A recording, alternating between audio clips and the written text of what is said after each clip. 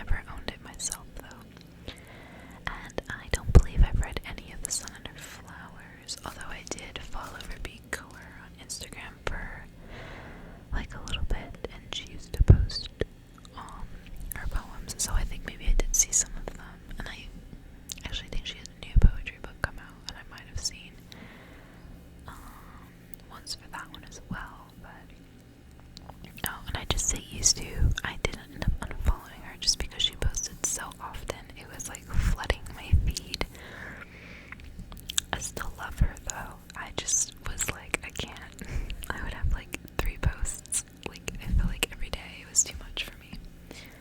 But I do love her poetry. Although I know that there is like a debate about whether or not her poems could even really be considered poetry, because some of them are really just like one sentence, and then she kind of spaces out the words, because she utilizes space on the page for sure. Some pages will have literally like 8 words, and then the rest of it's like blank. So I do understand the criticism there, but I feel like it should still be considered like a subgenre of poetry. It's kind of like broken down. Like, it's very raw. It doesn't use like a lot of, fancy words or phrases or metaphors. It's just kind of like straight into the point, and I still really enjoy them. And I love the illustrations that she drew to go along with each of the poems as well. So personally, I do appreciate them, but I do understand where the criticism comes from.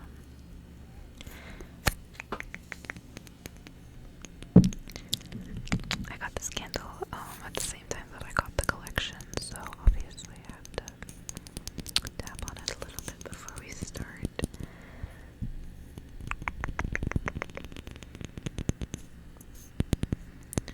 I think my mic mainly picks up sounds like a U almost from like the side to the side. I don't think it picks up much on this end. Probably because of what I have it on. I don't know if anyone can explain to me what these do. Because I've messed with them, I've noticed a difference. But I don't really have like a favorite, so I've just kept it on the first one.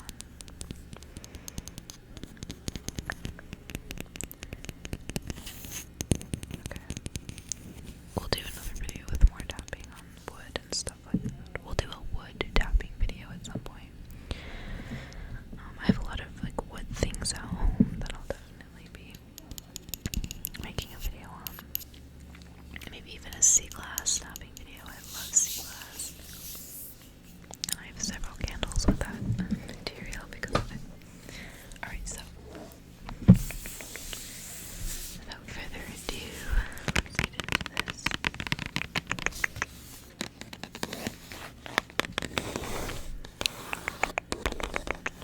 I may be tracing on some of the illustrations occasionally. Not all of them, because not all of them are, I don't think I can show all of them. Some of them are a little explicit. Also, a warning, some of the poems are explicit as well. There are, I know in Milk and Honey, 4 different chapters, and like 2 of them are kind of dealing with trauma and abuse, especially sexual abuse. So if that is a triggering concept for you, I will definitely be leaving timestamps in the descriptions of the chapters I'm doing. And here it says on the back, I'm gonna read this. This is the journey of surviving through poetry. This is the blood, sweat, tears of 21 years. This is my heart in your hands. This is the hurting, the loving, the breaking, the healing. And those are the 4 chapters, so as you can imagine, the hurting and the breaking are the ones that deal with the trauma, and abuse. So definitely would skip those 2 and just listen to the healing and the loving, because those ones should be totally safe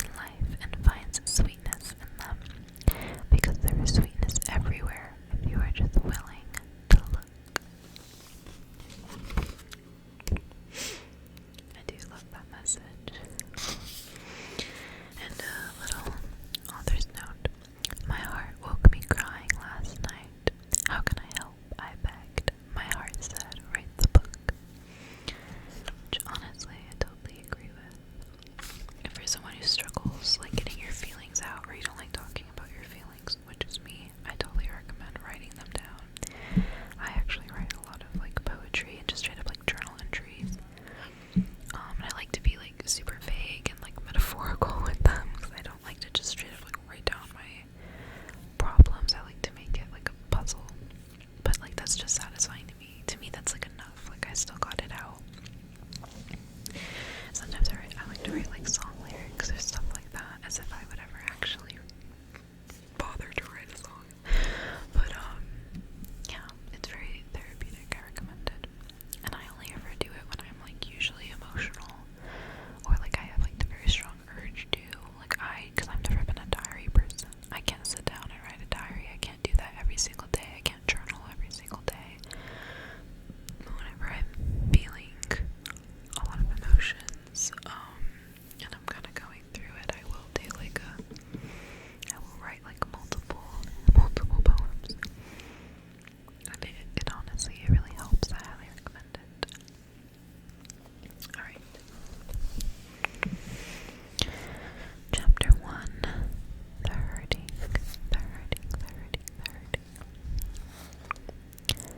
And I will definitely be linking, or doing timestamps for each of the chapters, because I would recommend skipping the hurting and the breaking if you are sensitive to any kind of like sexual abuse or trauma or anything like that.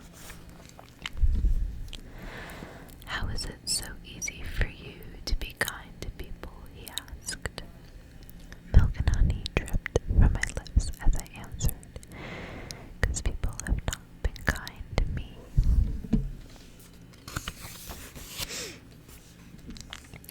The first boy that kissed me held my shoulders down like the handlebars of the first bicycle he ever rode.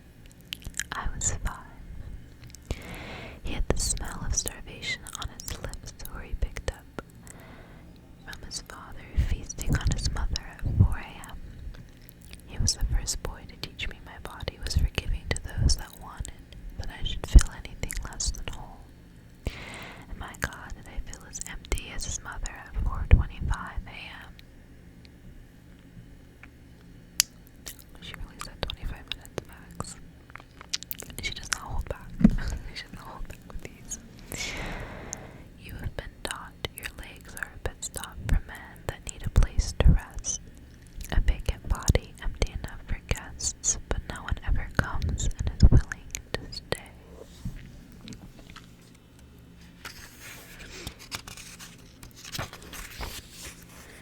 It is your blood in my veins.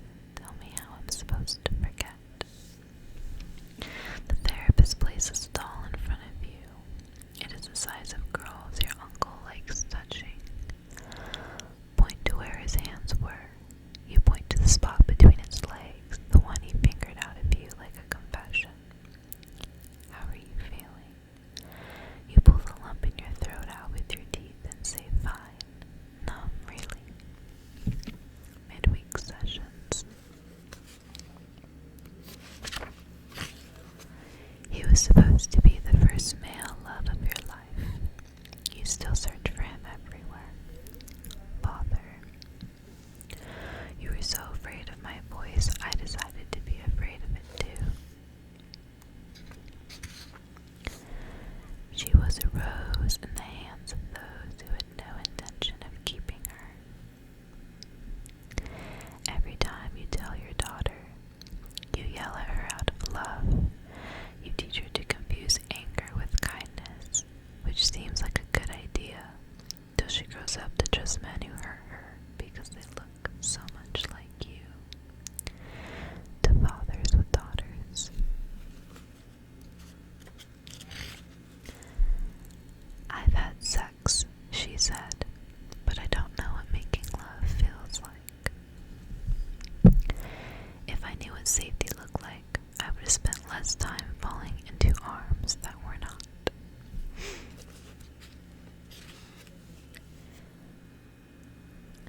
Sex takes the consent of 2.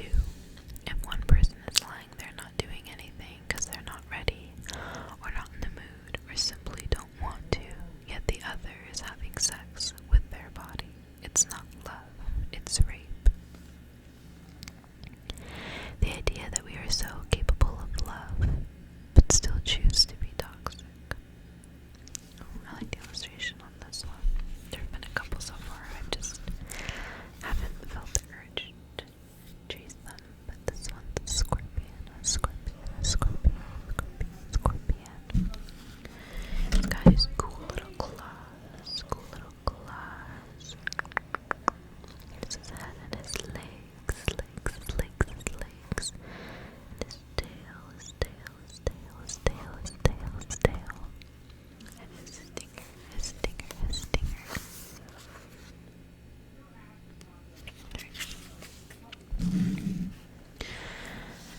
is no bigger illusion in the world than the idea that a woman will bring dishonor into a home if she tries to keep her heart and her body safe.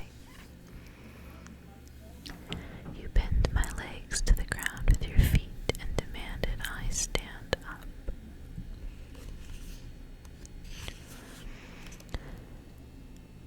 The rape will tear you in half, but it will not end you. You have sadness living in places sadness shouldn't live. A daughter should not have to beg her father for a relationship. Trying to convince myself I am allowed to take up space is like writing with my left hand when I was born to use my right. The idea of shrinking is hereditary. This one we have a chair. There's a chair. Chair sitting all on its own in an empty room. Got the chair legs, the back, the back, the back.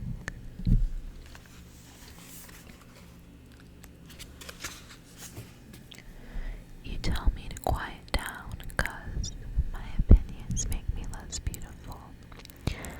But I was not made with a fire in my belly so I could be put out. I was not made with the lightness on my tongue so I could be easy to swallow. I was made heavy, half blade and half silk, difficult to forget and not easy for the mind to follow. He cuts her with his fingers like he's scraping the inside of a cantaloupe clean.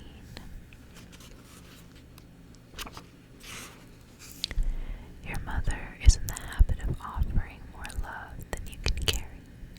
Your father is absent. You are a war, the border between two countries, the collateral damage, the paradox that joins the two but also splits them apart. Emptying out of my mother's belly was my first act of disappearance.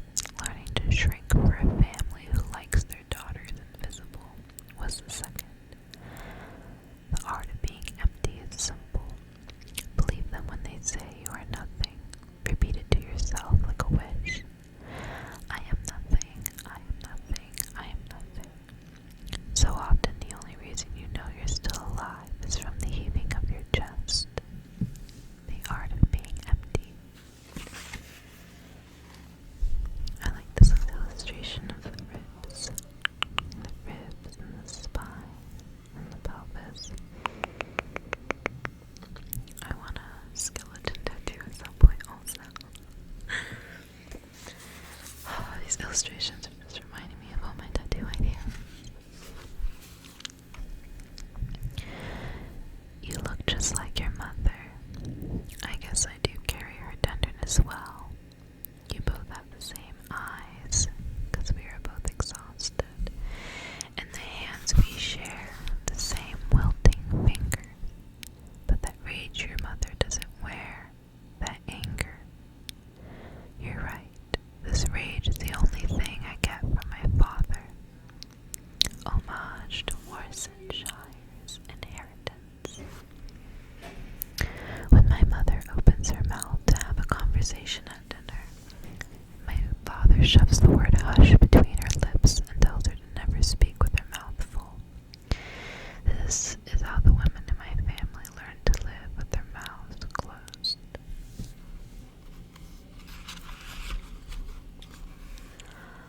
Our knees pried open by cousins and uncles and men, our bodies touched by all the wrong people, that even in a bed full of safety we are afraid.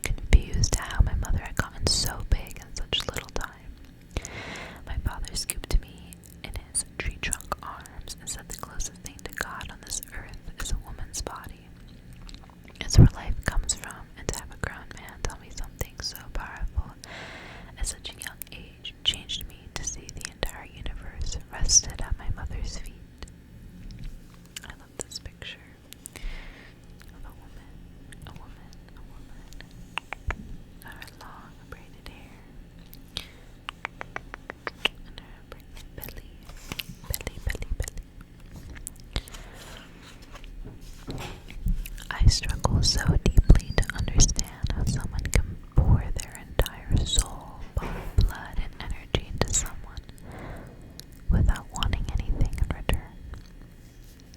I will have to wait till I'm a mother. No, it won't be love at first sight. When we meet, it'll be love at first remembrance, because I've seen you in my mother's eyes when she tells me to marry the type of man I'd want to raise my son to be like. That's a good piece of advice, actually.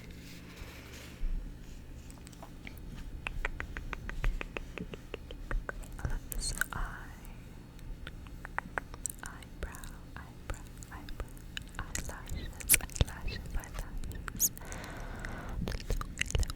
the lower lash line, and the people.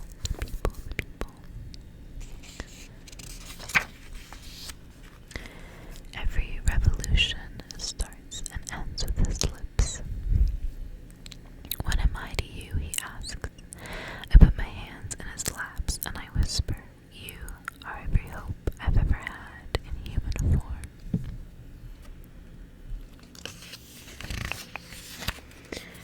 My favorite thing about you is your smell. You smell like earth, herbs, gardens, a little more human than the rest of us.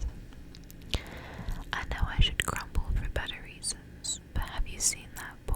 He brings his son to its knees every night.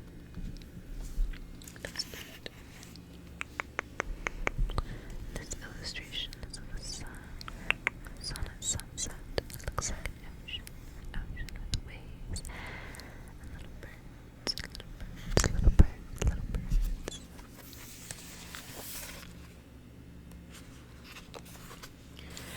You are the faint line between faith and blindly waiting. Letter to my future lover. Nothing is safer than the sound of you reading out loud to me. The perfect date. He placed his hands on my mind before reaching for my waist, my hips, or my lips. He didn't call me beautiful first. He called me exquisite. How he touches me.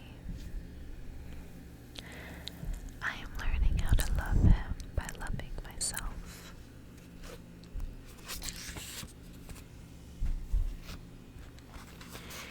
He says, I am sorry I'm not an easy person to want. I look at him surprised. Who said I wanted easy? I don't crave easy. I crave goddamn difficult. The very thought of you has my legs spread apart like an easel with a canvas begging for art. I looked to the rhyme in that one. Imagine that, like someone sending that text. What do you do? What do you do? That's like the best pickup line I've ever heard. I am ready for you. I have always been ready for you. The first time. I do not want to have you to fill the empty parts of me. I want to be full on my own. I want to be so complete I could light a whole city. And then I want you. I want to have you, because the two of us combined could set it on fire.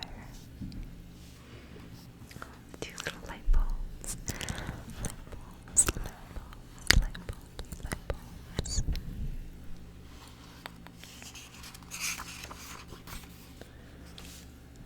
Love will come, and when love comes, love will hold you. Love will call your name and you will melt. Sometimes though, love will hurt you, but love will never mean to. Love will play no games, cause love knows life has been hard enough already.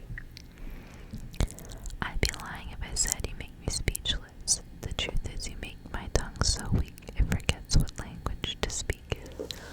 Oh, I like that. If you didn't know, Ruby is bilingual.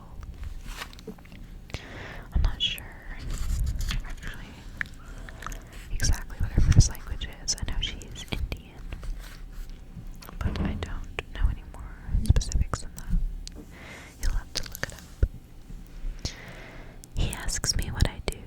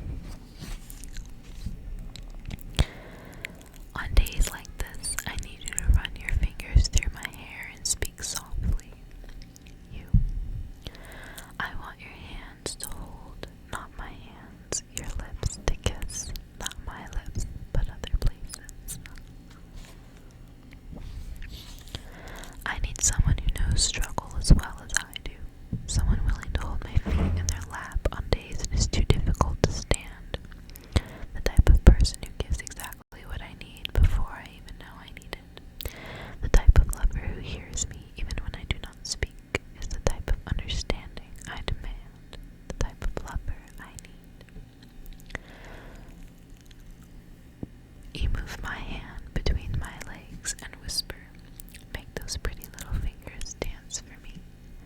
Solo performance. I love the little like title she puts at the bottom of some of them.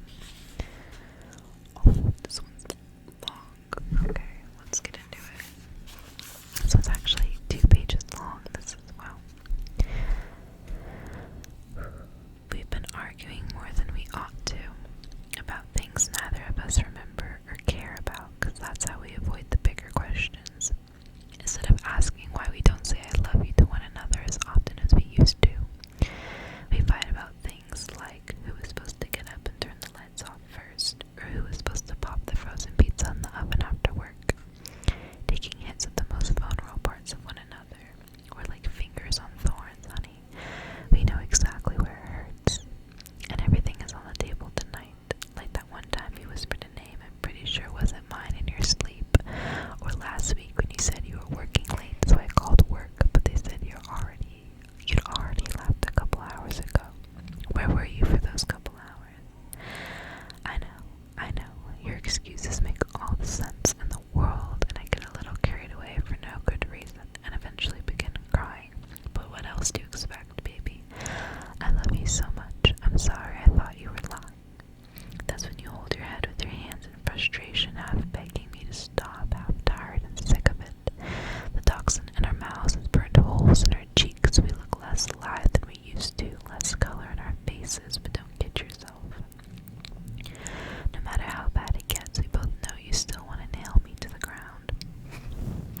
Especially when I'm screaming so loud our fighting wakes the neighbors and they come running to the door to save us. Baby, don't open it. Instead, lay me down like a map, and with your fingers trace the places you still want to beep out of me. Kiss me like I am the center point of gravity, and you are falling into me like my soul is the focal point of yours. And when your mouth is kissing not my mouth, but other places, my legs will split apart out of habit, and that's when I pull you in, welcome you home. When the entire street is looking out their windows, wondering what all the commotion is, and the fire trucks come rolling in to save us, but they can't distinguish whether these flames began with our anger or our passion, I will smile, throw my head back, arch my body like the mountain you want to split in half. Baby, lick me. Like your mouth has the gift of reading, and I'm your favorite book. Find your favorite page in the soft spot between my legs and read it carefully, fluently, vividly. Don't you dare leave a single word untouched, and I swear my ending will be so good. The last few words will come running to your mouth, and when you're done, take a seat, because it's my turn to make music with my knees pressed to the ground. Sweet baby, this is how we pull language out of one another with the flick of our tongues. This is how we have a conversation. This is how we make up. And that one's titled How We Make Up.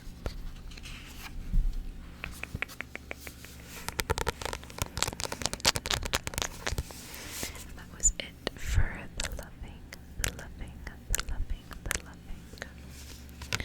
And when I pick up, it'll be the breaking. We're gonna be back to the depression again. But seriously though, I do appreciate how like open these poems are, and they definitely do have like a shock factor to them, I feel like. But I also think that it's important to just, I don't know, be open about that kind of thing. Like there's no shame in talking about like sex or even like traumatic things that you've been through. Like those things happened, they do happen, and there's nothing wrong with having a conversation about them. But yeah, that's gonna be it. That's gonna be it for this video.